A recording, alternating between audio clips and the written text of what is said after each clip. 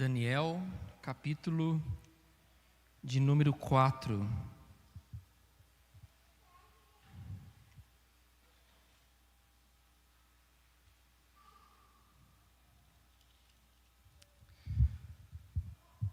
O rei Nabucodonosor, as pessoas de todos os povos, nações e línguas que habitam em toda a terra, que a paz lhes seja multiplicada. Pareceu-me bem tornar conhecidos os sinais e as maravilhas que Deus, o Altíssimo, tem feito para comigo. Como são grandes os seus sinais e como são poderosas as suas maravilhas. O seu reino é um reino eterno e o seu domínio se estende de geração em geração. Eu, Nabucodonosor, estava tranquilo em minha casa e feliz no meu palácio. Tive um sonho que me espantou. Quando eu estava na minha cama, os pensamentos e as visões que passaram diante dos meus olhos me perturbaram. Por isso, expedi um decreto ordenando que fossem trazidos à minha presença todos os sábios da Babilônia, para que me revelassem a interpretação do sonho. Então vieram os magos, os encantadores, os caldeus e os feiticeiros. Eu lhes contei o sonho, mas eles não puderam me revelar a sua interpretação. Por fim, apresentou-se Daniel, que é chamado de Beltesazar, em honra ao nome do meu Deus. Ele tem o espírito dos santos deuses, e eu lhe contei o sonho, dizendo: Beltesazar, chefe dos magos, eu sei que você tem o espírito dos santos deuses e que não há mistério que você não possa explicar. Vou lhe contar o sonho que eu tive, para que você me diga o que ele significa. Estas foram as visões que passaram diante dos meus olhos quando eu estava deitado na minha cama. Eu estava olhando e vi uma árvore no meio da terra, cuja altura era enorme. A árvore cresceu e se tornou forte, de maneira que a sua altura chegou até o céu. Ela podia ser vista desde os confins da terra. A sua folhagem era bela, o seu fruto era abundante e nela havia sustento para todos. Debaixo dela, os animais selvagens achavam sombra, e as aves do céu faziam morada nos seus ramos, e todos os seres vivos se alimentavam dela. No meu sonho, quando eu estava na minha cama, vi um vigilante, um santo, que descia do céu gritando em alta voz: derrubem a árvore, cortem os seus ramos, arranquem as folhas e espalhem os seus frutos, espantem os animais que estão debaixo dela e as aves que fazem morada nos seus ramos. Mas o toco com as raízes deixem na terra, amarrado com correntes de ferro e de bronze em meio à erva do campo. Que esse toco seja molhado pelo orvalho do céu e que a parte que lhe cabe seja a erva da terra junto com os animais. Que o coração dele seja mudado para que não seja mais coração humano e lhe seja dado coração de animal, e passem sobre ele 7 tempos. Essa sentença é por decreto dos vigilantes, e esta ordem é por mandado dos santos, para que os que vivem saibam que o Altíssimo tem domínio sobre o reino dos homens. Ele dá esse reino a quem quer, e põe sobre ele até o mais humilde dos homens. Este foi o sonho que eu, rei Nabucodonosor, tive. Você, Beltesazar, diga a interpretação, porque todos os sábios do meu reino não puderam me revelar a interpretação. Mas eu sei que você pode, porque você tem o espírito dos santos deuses. Então Daniel, cujo nome era Beltesazar, ficou perplexo por algum tempo, e os seus pensamentos o perturbavam. Então o rei lhe disse: Beltesazar, não deixe que o sonho ou a sua interpretação o perturbem. Beltesazar respondeu: meu senhor, quem dera o sonho fosse a respeito daqueles que o odeiam, e a sua interpretação se aplicasse aos seus inimigos. A árvore que o Senhor viu, que cresceu e se tornou forte, cuja altura chegou até o céu, que foi vista por toda a terra, cuja folhagem era bela, cujo fruto era abundante, na qual havia sustento para todos, debaixo do qual os animais selvagens achavam sombra, e em cujos ramos as aves do céu faziam morada. Aquela árvore é o Senhor, ó rei, que cresceu e veio a ser forte. A sua grandeza, ó rei, cresceu e chega até o céu, e o seu domínio se estende até a extremidade da terra. Quanto ao vigilante ou santo que o rei viu, que descia do céu e que dizia: cortem e destruam a árvore, mas deixem um toco com as raízes na terra, amarrado com correntes de ferro e de bronze, em meio à erva do campo, que esse toco seja molhado pelo orvalho do céu, e que a parte que lhe cabe seja com os animais selvagens, até que passem sobre ele 7 tempos. Esta é a interpretação, ó rei. E este é o decreto do Altíssimo que virá contra o meu senhor, o rei.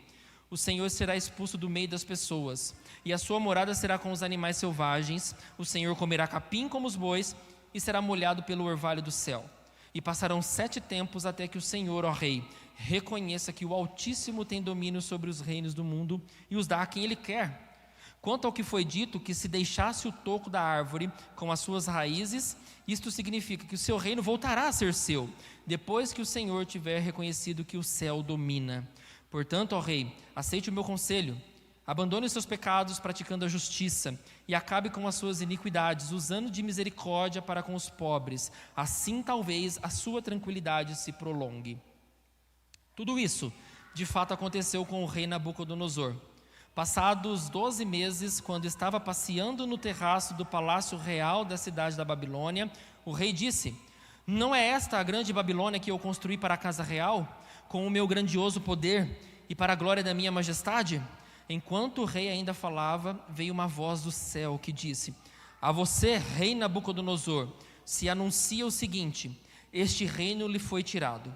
Você será expulso do meio das pessoas, e a sua morada será com os animais selvagens.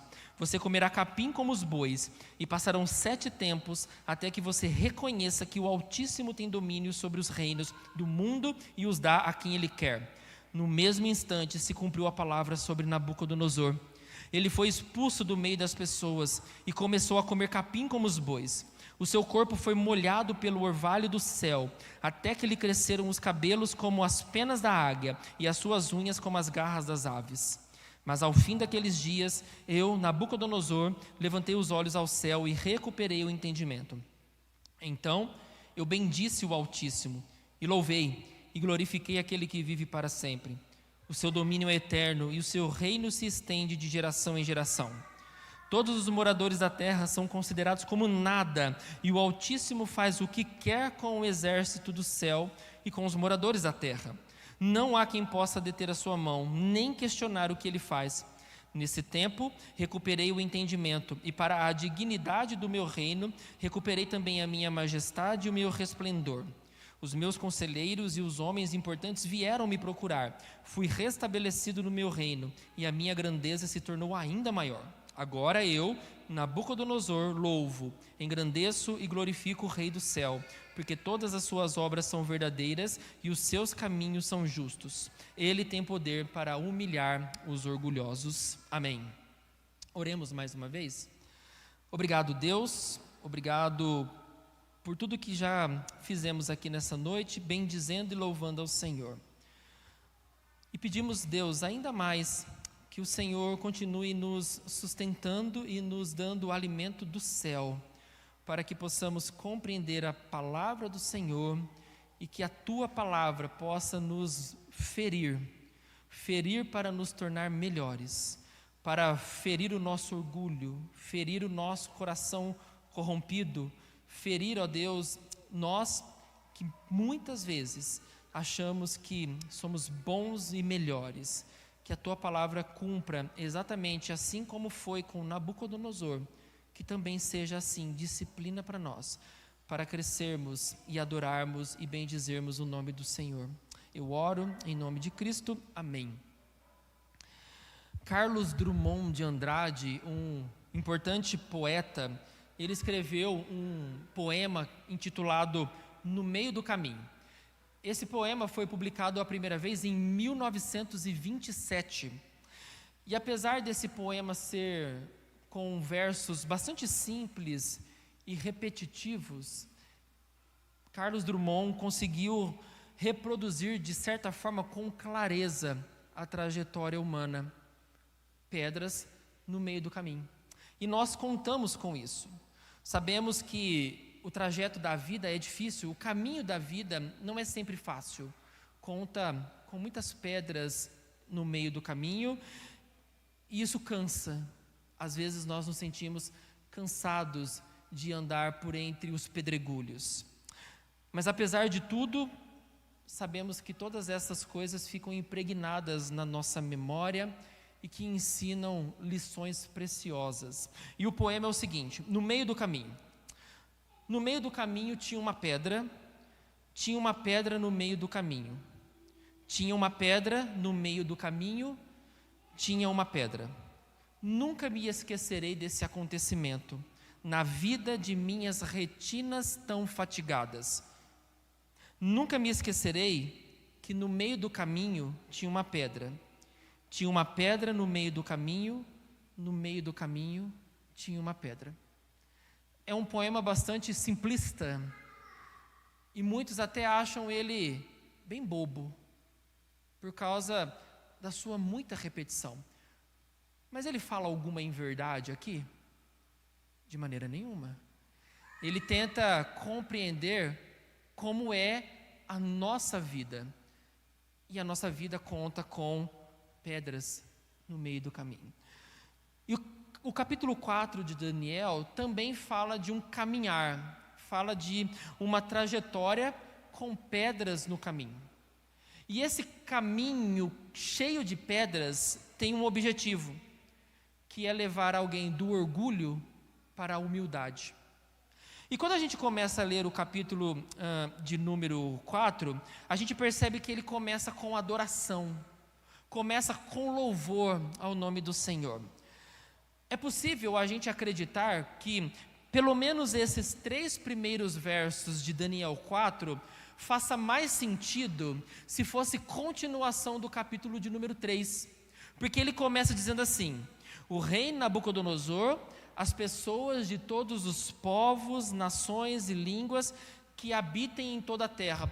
Por que isso faz sentido no capítulo 3? Porque se você se lembra do que conversamos na semana passada, quando Nabucodonosor faz aquela grande estátua dourada em louvor a si mesmo, ele convoca quem para se fazer presente? Gente de todos os povos, de todas as nações, de todas as tribos e de todas as línguas. Então não parece que depois que aquele grande milagre da fornalha ardente acontece e Nabucodonosor não é adorado, pelo contrário, o Senhor é adorado na terra da Babilônia, não é como se ele estivesse dizendo assim: olha, eu chamei vocês para se curvarem diante de mim, mas agora eu chamo vocês para outra coisa. Chamo vocês, e ele continua para versículo 2, tornar conhecidos os sinais e as maravilhas que o Senhor tem feito. Que sinais e maravilhas aconteceram no capítulo 3? Aqueles 3 homens serem salvos da fornalha ardente, e não apenas isso, um 4º homem andar junto deles.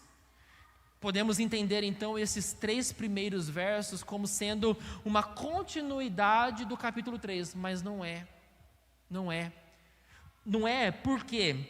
Porque o versículo 2 fala que ele vai tornar conhecidos os sinais e as maravilhas que o Deus Altíssimo tem feito para comigo. Ele não está dizendo: eu vou mostrar para vocês o que Deus fez na vida de Sadraque, Mesaque e Abednego. Não, ele não diz isso. Ele diz: eu vou mostrar o que Deus fez comigo. O que Nabucodonosor está dizendo é: eu vou contar uma experiência pessoal que eu tive com Deus. Eu vou contar, eu vou narrar a partir de agora o que eu experimentei com esse Deus que libertou aqueles jovens de dentro da fornalha ardente. E ele começa então contando a sua história. E ele diz: eu, Nabucodonosor, estava tranquilo, andando pela minha casa, muito feliz. Estava de boa com a minha vida, mas eu tive um sonho. E esse sonho me espantou e perturbou o meu coração. Eu estava deitado na minha cama e quando esse sonho veio, ele tirou toda a tranquilidade e toda a paz que eu estava sentindo até então. Em meio a essa calmaria que ele está narrando, é como se um vendaval do nada se aproxima. Esse rei Nabucodonosor, que estava contente, andando pelo seu palácio, observando as suas conquistas, observando o tamanho do seu reino, observando o seu poder e o seu império, agora tem um sonho que lhe tira a tranquilidade. E não é assim que a vida acontece também? Há momentos que nós estamos, sim, experimentando felicidade e tranquilidade. Nós estamos caminhando e a vida está muito boa. As coisas estão indo de bem para melhor. Nós também temos momentos assim na nossa vida. Mas a gente sabe também que do dia para a noite as coisas podem virar. A gente sabe que do dia para a noite altas ondas podem vir. E podem destruir, e podem corromper, e com a sua força jogar o barco da vida de um lado para o outro. A gente sabe que a vida ela é assim. Então, você que talvez estava com esperança de uma carreira bem-sucedida, percebe que não vai dar certo. Você que estava com o casamento tudo ok, começa a ver o belo castelo de cartas se ruindo. Do dia para a noite, o médico pode diagnosticar uma doença e você precisa começar um tratamento. Do dia para a noite, pessoas que a gente ama morrem e a gente tem que lidar com o luto. Do dia para a noite, a faculdade fica difícil de pagar porque as contas entraram no vermelho. Do dia para a noite, o motor do carro funde e todas aquelas finanças guardadas para uma viagem de final de ano vai para poder pagar o conserto do carro. E um monte de outras coisas acontecem do dia para a noite. Nós também, assim como Nabucodonosor, vivemos dias de tranquilidade e paz, mas essas coisas podem mudar de uma hora para outra. E o que é isso? Pedras no caminho. São as pedras que vão surgindo durante a nossa trajetória. E Nabucodonosor está experimentando isso. Por isso que quando ele fica inquieto, ele convoca todos os sábios do reino para dar interpretação ao que está acontecendo. E ele convoca toda essa turma e conta o sonho que ele teve. Mas como era de se esperar, pela experiência que nós já temos com Daniel, eles não conseguem adivinhar o que está acontecendo. Eles não conseguem dar respostas para Nabucodonosor do sonho. É então que ele chama Daniel, versículos 8 e 9. Por fim, apresentou-se Daniel, que é chamado de Beltesazar, em honra ao nome do meu Deus. Ele tem o espírito dos santos deuses, e eu lhe contei o sonho, dizendo: Beltesazar, chefe dos magos, eu sei que você tem o espírito dos santos deuses e que não há mistério que você não possa explicar. Vou lhe contar o sonho que eu tive, para que você me diga o que significa. E o sonho que Nabucodonosor teve era bastante simples. Ele vê uma grande árvore, uma árvore frondosa, que chega a tocar o céu. É uma árvore enorme, que traz muita sombra, muito fruto bonito, muitas folhas verdes, ao ponto de fornecer sombra para os animais, para que os pássaros façam o seu ninho sobre ela e para que dê em abundância aquilo que era necessário para a manutenção da vida.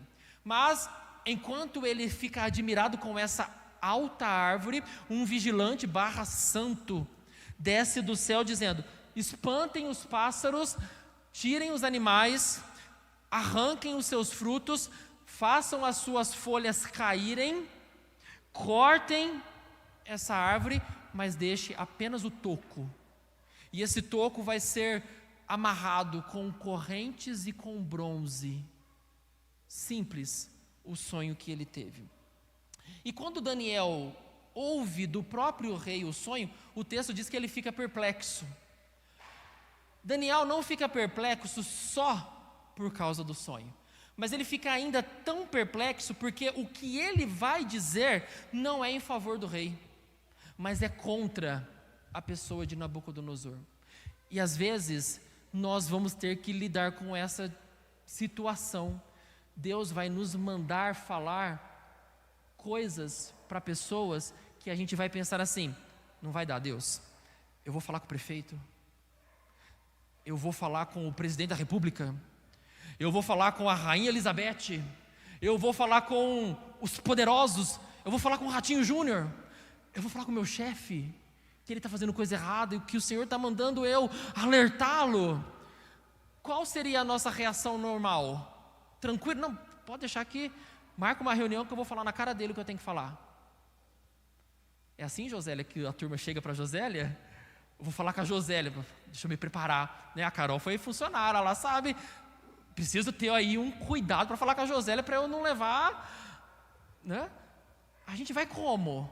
A gente vai primeiro pensar: será que eu falo? Será que eu não falo? É exatamente isso que Daniel está experimentando. Ele fica perplexo, tanto pelo sonho, mas porque agora ele tem uma difícil missão de falar para o rei algo que é contra ele. Mas é interessante que Deus já vai tratando o coração de Nabucodonosor, quando lá no versículo 19 ele diz assim: Beltesazar, não deixe que o sonho ou a sua interpretação o perturbem. É como se agora Daniel respirasse e falasse assim: ufa, vai ser duro, mas agora eu estou com os caminhos abertos para poder chegar nele e falar. E o versículo 19 ainda, Daniel diz: meu senhor, quem dera o sonho fosse a respeito daqueles que o odeiam, e a sua interpretação se aplicasse aos seus inimigos. E ele então continua no versículo número 22, dizendo: Nabucodonosor, essa árvore grande é você. Até aí está tudo tranquilo, né? Nabucodonosor tinha um senso de grandeza, ele gostava de se sentir engrandecido. Quando Daniel diz: olha, essa árvore grande é o Senhor, tranquilo. Qual é o problema, Daniel, em você dizer isso para mim? Que eu sou essa árvore frondosa, essa árvore cheia de frutos belos, essa árvore cheia de folhas boas, essa árvore onde todo mundo se aninha. Qual o problema, Daniel, de você dizer isso sobre mim? Mas os versículos 24 e 25 continuam: esta é a interpretação, ó rei, e este é o decreto do Altíssimo que virá contra o meu senhor. O Senhor será expulso do meio das pessoas, e a sua morada será como os animais selvagens. O Senhor comerá capim como os bois, e será molhado pelo orvalho do céu. E passarão 7 tempos, até que o Senhor, ó rei, reconheça que o Altíssimo tem domínio sobre os reinos do mundo e os dá a quem Ele quer. Repito, em meio ao caminho de alegria e tranquilidade, há pedras. Mas a pergunta é: por que Deus envia essas pedras tão difíceis da gente passar? Por que essas pedras aparecem quando tudo está indo bem? Por que um processo judicial aparece quando está tudo ok? Por que alguém morre quando está tudo ok? Por que uma doença aparece quando está tudo ok? Por que problemas diversos? Por que eu sou mandado embora quando está tudo ok? Por que meu casamento entra em crise quando está tudo ok? Você já fez essa pergunta? Do tipo: Senhor, por quê? Por que essas coisas estão acontecendo agora? Nesse momento de vida tão bom que eu estou vivendo? Por que, Deus? Para Nabucodonosor, Deus estava querendo corrigir a visão dele. Deus estava querendo mostrar para Nabucodonosor que ele tinha uma visão exagerada sobre ele mesmo. Deus envia pedras no caminho de Nabucodonosor para que ele aprendesse que ele não é totalmente grande, para que ele entendesse que ele não é totalmente poderoso, para que o coração dele amolecesse e ele reconhecesse que há Deus no céu, e para que então ele se curvasse diante de Deus. O que Deus está fazendo com Nabucodonosor é humilhá-lo, para que ele desse glórias ao nome do Senhor. Dr. Ian Duguid, um comentarista do livro de Daniel e um teólogo do Antigo Testamento, ele diz assim: é precisamente por entre as tempestades da vida que Deus nos mostrará quem realmente somos, e ainda mais importante, quem Ele realmente é. Já percebeu que quando tudo vai bem, a nossa tendência natural é se afastar de Deus? Quando tudo vai bem na vida, as coisas parecem caminhar bem, a primeira coisa que a gente abandona é a vida com Deus. Porque na nossa cabeça pequena, eu não preciso de Deus mais. Está tudo indo tão bem, eu estou dando conta. Eu estou me virando bem, olha o meu trabalho, eu estou excelente, fui promovido porque eu sou um bom funcionário. Na minha família eu tenho cuidado muito bem e a gente não tem problemas. Eu sou uma excelente esposa, ou eu sou um ótimo marido, meus filhos são uma beleza. Para que igreja? Para que Deus? Se tudo está caminhando de maneira melhor na minha vida. A gente tem essa tendência maligna de nos afastar. E por que isso? Porque o nosso coração é arrogante. O nosso coração é orgulhoso, é prepotente. E a gente facilmente acredita que está no controle. E que tudo diz respeito sobre nós. Nós estamos no topo da pirâmide. O nosso coração é assim. O nosso coração faz a gente acreditar que é assim. E como Nabucodonosor, a gente passeia tranquilamente pela vida. Como Nabucodonosor, a gente vai caminhando pelos caminhos de maneira muito feliz e tranquila. Eu estou me virando bem. Eu estou dando conta. Vai dar tudo certo. Então, para nos ensinar e nos colocar no lugar, Deus nos disciplina. Deus vem com a sua disciplina sobre nós. Para quê? Para que essas pedras que aparecem no meio do caminho? Para fazer a gente ser transformado. Hebreus, capítulo de número 12, versículos 5 a 13. Hebreus 12, de 5 a 13, ele diz assim: Filho meu, não menosprezes a correção que vem do Senhor, nem desmaies quando por ele é reprovado, porque o Senhor corrige a quem ama, e açoita a todo filho a quem recebe. É para a disciplina que perseverais. Deus vos trata como filhos. Pois que filho há que o pai não corrige? Mas se estáis sem correção, de que todos se têm tornado participantes, logo sois bastardos e não filhos. Além disso, tínhamos os nossos pais segundo a carne, que nos corrigiam e os respeitávamos. Não havemos de estar em muito maior submissão ao Pai espiritual, e então viveremos? Pois eles nos corrigiam por pouco tempo, segundo lhes melhor parecia. Deus, porém, nos disciplina para aproveitarmos, a fim de sermos participantes da sua santidade. Toda disciplina, com efeito no momento, não parece motivo de alegria, mas de tristeza. Ao depois, entretanto, produz fruto pacífico aos que têm sido por ela exercitados, fruto de justiça. Por isso, restabelecei as mãos descaídas e os joelhos trôpegos, e fazei caminhos retos para os pés, para que não se extravie o que é manco, antes seja curado. O que o autor de Hebreus está dizendo para nós? Que Deus, Ele disciplina, mas Ele disciplina quem? A quem Ele ama. E Ele faz uma comparação do tipo: seus pais não corrigiam vocês? Quem aqui já apanhou do pai e da mãe por fazer alguma traquinagem, uma arte, alguma bagunça? Acho que a maioria de nós já apanhamos porque fizemos alguma coisa. E a pergunta é: por que eles fizeram isso? Porque Ele nos odeia? Porque eles tinham a raiva de nós? Porque eles não queriam que a gente tivesse nascido? Porque eles queriam ver o nosso mal?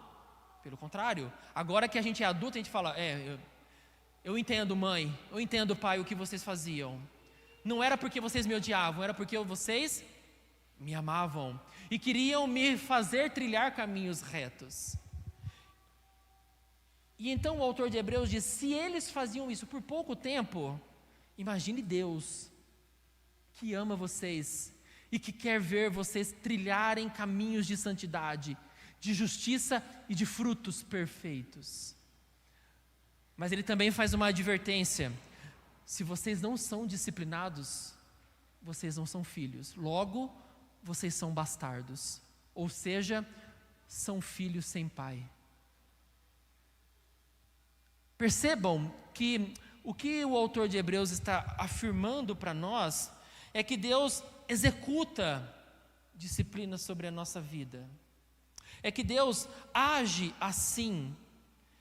E Deus tem muitas maneiras de executar disciplina.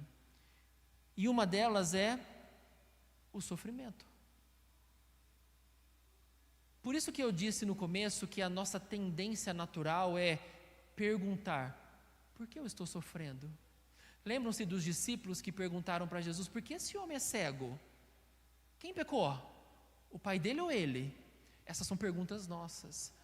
E eu disse também que essa não é uma pergunta boa para se fazer, porque nem sempre vamos ter respostas para esse tipo de pergunta. Não vamos ter respostas para a disciplina do Senhor e nem para o modo como Ele está executando essa disciplina sobre nós. Mas eu gosto de uma expressão que o reverendo Heber Jr. diz, baseado aqui no texto de Hebreus, quando diz: meu filho, não menospreze a correção que vem do Senhor. A pergunta é: como a gente menospreza a correção que vem de Deus? E ele diz que há duas maneiras da gente fazer isso. A primeira maneira que a gente menospreza a correção é quando a gente se torna duro diante da correção. Sabe aquela coisa do tipo assim, cerra os dentes, não chora e vai. Sabe essa coisa tipo assim, nem doeu? Que às vezes muitas crianças fazem quando o pai bate, nem doeu.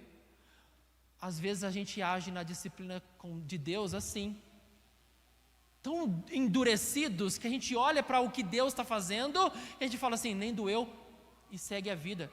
Isso é uma maneira da gente menosprezar a disciplina de Deus, porque a disciplina não é para nos tornar duros, pelo contrário, é para amolecer o nosso coração. Mas uma outra maneira que a gente menospreza a disciplina é murmurando. A gente passa pela disciplina reclamando. E sabe o que isso significa? Você está cego, porque você não consegue ver a mão de Deus agindo na sua vida. Você não consegue ver Deus tratando você. Você não consegue ver Deus corrigindo os seus caminhos. Então, como nós menosprezamos a disciplina que vem do Senhor? Quando nós ficamos endurecidos, nem doeu. Ou quando a gente fica murmurando diante da disciplina. Assim, a gente cai na segunda sentença de Hebreus, porque eu desprezo, como ele diz, eu desmaio. E qual é a ideia de desmaiar? É de enfraquecer, é de perder as forças, quando a gente diz assim, o que eu estou passando é muito maior do que eu posso suportar. O que Deus enviou sobre mim é muito mais pesado do que eu seja capaz de suportar. Então, quando eu menosprezo, eu me enfraqueço. E ao contrário do objetivo da disciplina, eu perco. E qual é o objetivo da disciplina? O próprio autor de Hebreus diz que é a correção em amor para o nosso bem, para a santidade, para produzirmos frutos de paz e justiça. Então, quando eu não me atento para a disciplina de Deus, eu perco o privilégio que Ele está dando de crescer. Eu perco a oportunidade de ser transformado. Eu perco o privilégio de amadurecer e de ver os meus caminhos sendo corrigidos pelo Senhor. Mas aí a gente entra numa outra pergunta, do tipo, ok, é disciplina então que eu estou passando? Deus está me corrigindo? Ou Deus está me amadurecendo? Porque vamos entender, e isso é importante, nem sempre Deus vai disciplinar você porque você está cometendo algum pecado. Lembrem-se de Jó. Jó aparentemente era um homem que não tinha pecados. Ele pecava? com certeza ele pecava. Mas o que nós somos apresentados em Jó 1 é um homem íntegro, um homem fiel, um homem obediente, um homem que se destacava no meio da sua sociedade porque servia a Deus. Mas Deus deu a ele um grande sofrimento. Mas foi um sofrimento porque Jó estava pecando? Não. Foi um sofrimento para que Jó amadurecesse na sua fé. Foi uma disciplina para que Jó crescesse e se tornasse um homem ainda melhor, um homem ainda mais fiel a Deus, um homem ainda mais obediente a Deus. E muitas vezes a disciplina é exatamente para isso, porque a gente acha, não, eu estou sendo disciplinado porque eu pequei. Se você chegou a essa conclusão, amém. Se você olha para a disciplina de Deus e, Senhor, eu sei que o que eu estou passando é por causa do meu pecado, que bom. É porque os seus olhos estão abertos para ver que Deus está querendo fazer um conserto com você. É porque você conseguiu perceber, Deus está falando comigo, e Deus está querendo transformar a minha vida. Mas pode ser que você olhe e fale assim, poxa, mas eu não estou cometendo nada tão grave assim. É possível que Deus está querendo amadurecer você ainda mais, para propósitos que Ele tem para a sua vida. Coisas que você não entende hoje. Por quê? Mas que lá na frente você vai olhar e falar assim, Deus, obrigado. Obrigado porque eu passei por aquela luta e eu não entendia. Agora eu estou forte para lidar com isso daqui. O Senhor me disciplinou, eu não entendia, mas agora, obrigado, Deus. Sempre é para a glória dEle, tudo que a gente vive. Mas aí a gente surge numa outra pergunta, você entendeu isso? Ok, Deus disciplina, faz parte do tratamento dEle para nós. Mas quanto tempo dura isso? Quanto tempo essas coisas acontecem? Até quando, Senhor, eu vou passar por essa disciplina dura e difícil de suportar? Quando a gente vai para o texto de Daniel, o texto diz que o que Deus vai fazer com Nabucodonosor vai durar 7 tempos. Há muita especulação. É 7 anos? Quanto é isso? 7 é o número hebraico para perfeição. 7 é o número de Deus. 7 é um número de coisas completas. Sempre que você ver o número 7 na Bíblia, você vai saber disso. Em quantos dias foi criado o mundo? 7 dias. No 7º dia não estava completo? Então, quando você ver o número 7, 7 é número de coisa completa. O que Deus está dizendo para Nabucodonosor é, depois que a disciplina for completa, ela vai terminar. Depois que você aprender, a disciplina vai chegar no fim. Depois que você entender, que é o que está no versículo 26, quanto ao que foi dito, que se deixasse o toco da árvore com as suas raízes, isso significa que o seu reino voltará a ser seu, depois que você tiver reconhecido que o céu domina. Quando ia acabar a disciplina de Nabucodonosor? Quando ele entender que há Deus no céu e que domina sobre todas as coisas. Então é por isso que diz, a disciplina vai durar quanto tempo?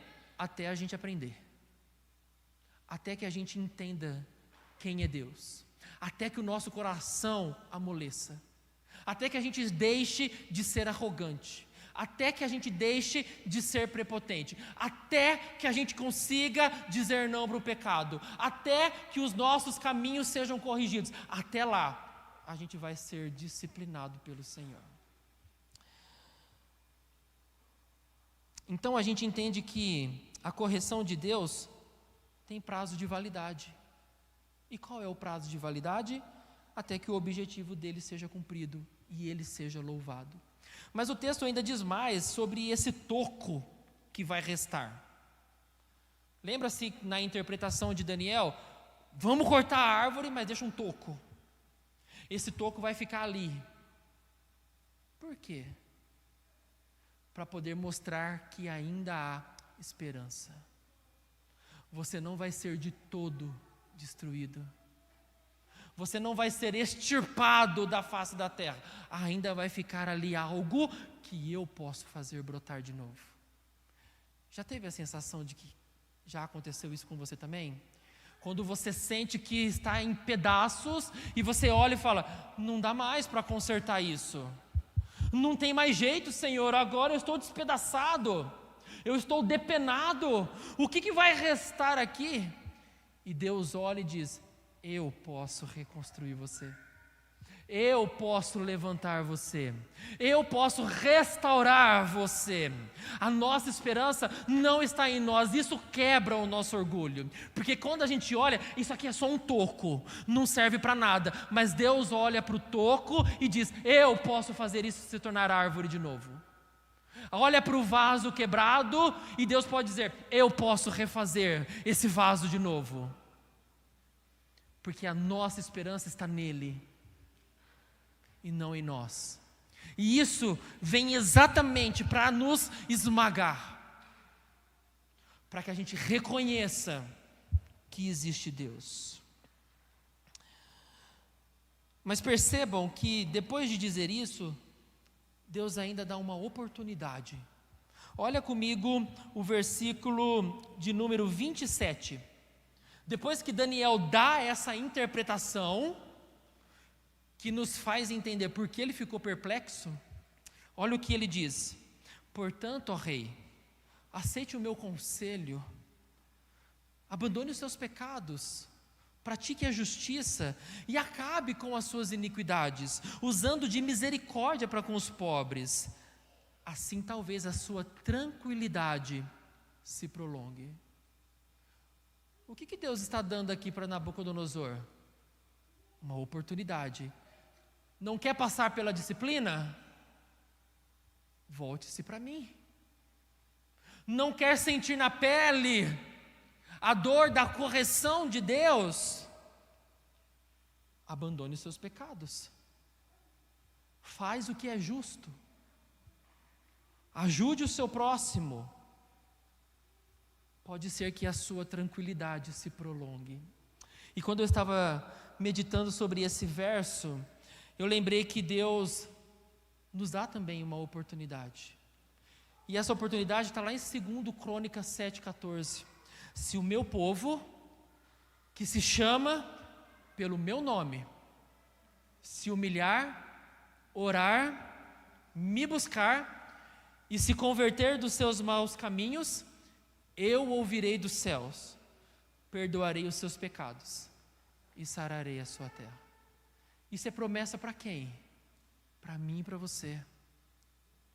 Se o meu povo, que se chama pelo meu nome, se humilhar, orar e me buscar, eu vou ouvir a oração de vocês.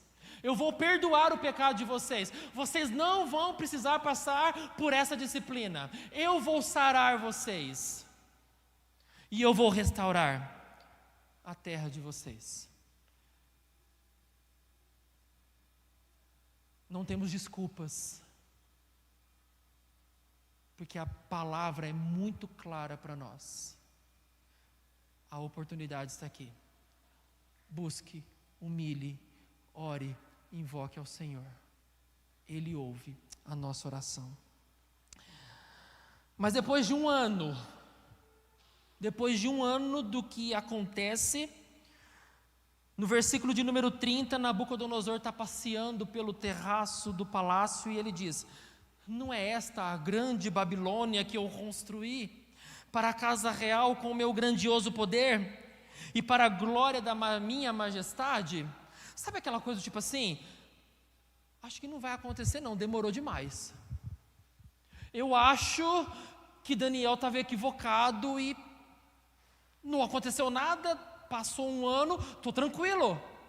A gente é muito assim, e eu conversei com vocês isso hoje de manhã, lá no profeta Abacuque, quando Deus diz para o profeta: olha, o que eu vou fazer é um negócio pesado para vocês, senta e fiquem maravilhados, porque o que vai acontecer vai ser no tempo de vocês. Isso muda a perspectiva da coisa. E a gente até disse pela manhã, se o médico chega e diz assim: Carol, você está com uma doença, mas daqui 40 anos você morre. Daqui 40 anos tem chão, eu vou curtir a vida, eu vou fazer as coisas, mas quando chegar lá na frente a gente vê o que faz. Mas quando a coisa acontece, olha, vai acontecer já, você tem mais 3 meses, não muda a maneira como a gente vê a coisa? Parece que Nabucodonosor está assim, mas já passou 1 ano e nada aconteceu disso que foi dito. Toquei a vida, vou seguir como se não houvesse amanhã. E ele volta a ser o quê? Soberbo. Ele passeia pelo palácio dizendo: olha, tudo isso aqui é meu, eu que fiz. Ele olha para os jardins suspensos da Babilônia, a maravilha do mundo antigo, e ele começa a se engrandecer diante do que ele tem. Mas enquanto ele falava, versículo 31 a 34, uma voz do céu executa tudo aquilo que havia sido interpretado por Daniel.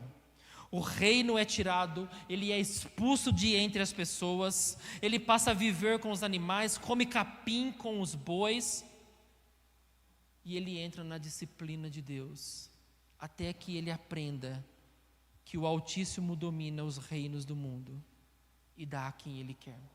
E na mesma hora acontece a palavra do Senhor. Nabucodonosor se torna um animal. Muitos tentam adivinhar que tipo de doença é essa que ele teve, mas eu acho que o texto não está aqui para tentar fazer a gente descobrir qual foi o mal que ele teve. Na verdade, o texto está aqui para ensinar eu e você que o pecado, que a arrogância, que o orgulho nos torna exatamente animais irracionais. O apóstolo Paulo fala isso em Romanos 1. Porque vocês trocaram Deus, vocês foram entregues à sua própria sorte. E olha o que vocês se tornaram.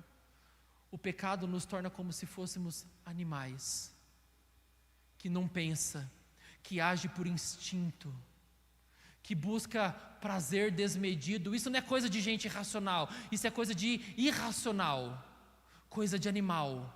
E o pecado torna eu e você exatamente assim, animais. E o texto então mostra que o pecado de Nabucodonosor tornou ele assim. E sabe quando acontece a restauração de Nabucodonosor? Sabe quando a coisa muda para o lado de Nabucodonosor? Versículo 34.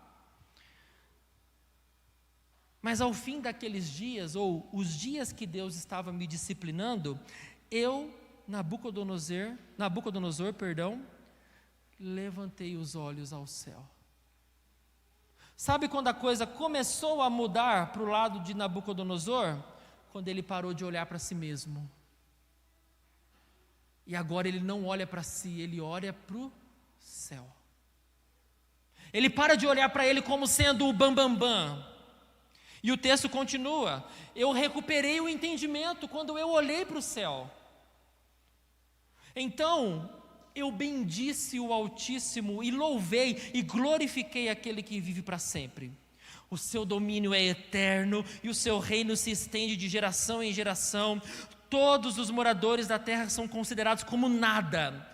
E o Altíssimo faz o que quer com o exército do céu e com os moradores da terra. Não há quem possa deter a sua mão, nem questionar o que ele faz. O objetivo da disciplina de Deus na vida de Nabucodonosor atingiu o seu objetivo. Agora ele olha para o céu e diz: esse Deus é grande, eu não. Esse Deus domina sobre os reinos do mundo, eu não. Deus teve o seu plano e o seu propósito cumprido. E por fim, versículo 37. Depois de o propósito se cumprir, versículo 37, agora eu, Nabucodonosor, louvo, engrandeço e glorifico o Rei do céu, porque todas as suas obras são verdadeiras e os seus caminhos são justos. Ele tem poder para humilhar os orgulhosos. O caminho da vida é repleto de pedras. E às vezes a gente esbarra nelas e cai. A mentira, a fofoca, o adultério, a fornicação, a idolatria, a inveja, o egoísmo, a arrogância, a preguiça e um monte de outros pecados que nós cometemos. Todos eles são pedras no nosso caminho. E sabe qual é o problema? O problema é que a gente se acostuma com as pedras. A gente se acostuma com esse caminho tortuoso e a gente começa a andar como? Olhando para elas, para que a gente não tropece. E a gente acha que está bom, estamos dando conta. A gente acha que está tudo ok e que nós estamos vencendo a vida. Aí nós ficamos orgulhosos, porque a gente acha que está no controle, porque a gente tem habilidades, capacidades e conquistamos as coisas. Então o que importa somos nós. Mas Deus nos convida nessa noite para o arrependimento. Ele nos convida a parar de olhar para as pedras e olhar para Ele. E reconhecer que Ele é grande. E reconhecer que Ele cuida de nós. E mesmo que a gente esteja trilhando por caminhos cheios de pedras, não olhando para elas, Ele nos conduz em paz. Ele nos conduz em segurança. E a certeza é, nós vamos chegar do outro lado. Nós vamos vencer esse caminho, porque o Senhor está conosco.